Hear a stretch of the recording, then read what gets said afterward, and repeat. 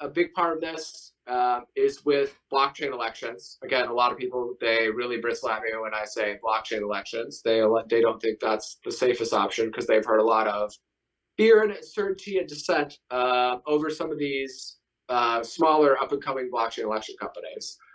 And I'm trying to explain to these people, none of these companies have done this hybrid blockchain model. And we'll get into this more in another episode. So it could be done secure, it could be done easy.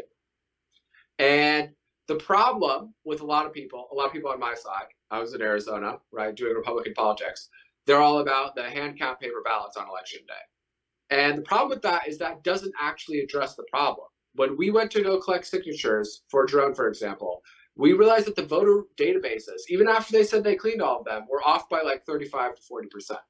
So if you have 2 million votes in Maricopa County, that's plus or minus 800,000 votes, right? Unless you find a way to secure that voter database, which the paper ballot situation fundamentally does not address, you have zero chance in hell of having a fair election, right? So with the blockchain election, we can have a decentralized, secure election system that people could watch in on, that you could verify that your vote counts, that on the public iteration of it, you wouldn't have your personal identity or information getting exposed, and tie that to a decentralized identity product that verifies, all right, that is a real person of voting age. They're in that location.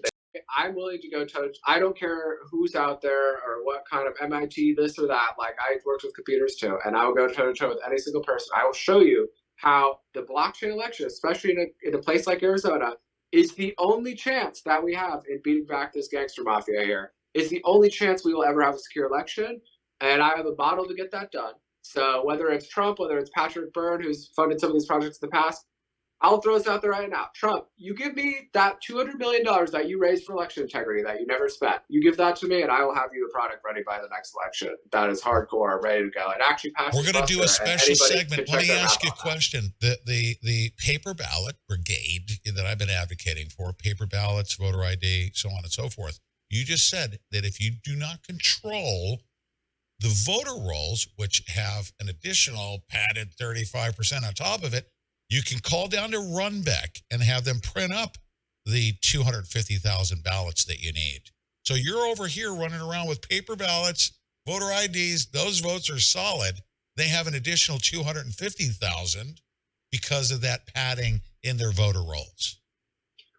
Yeah, the voter rolls are how they do that's preposterous. And the DMV is compromised too. I could go get, and I used to be a knucklehead kid. I won't get into too much of my background in this particular area. But the point is, I could go easily get fake ID in Arizona. I could get any person that you want, as any person that they want, into that voter registration, get them an ID. I could do that at scale with minimal amount of money. I could do the same thing with the voter registration. So until you cover those two bases, or you have some kind of way to defend against that flank, there's zero chance in hell that you're ever going to secure the election. It doesn't matter. You could get all of the perfect little angels counting the ballots, which is a very long shot sort of a thing in the first place. But the point is, I will debate anybody on this. I would be happy to explain this to anybody, how if you have a state that is run by the mafia and the intelligence service like Arizona, there's zero chance in hell that you are going to be able to fight back against this with paper ballots. And I'm trying to explain this to people because it's like they just think, we're going to if we go hard enough in the paint for Trump, you and I are going back in there.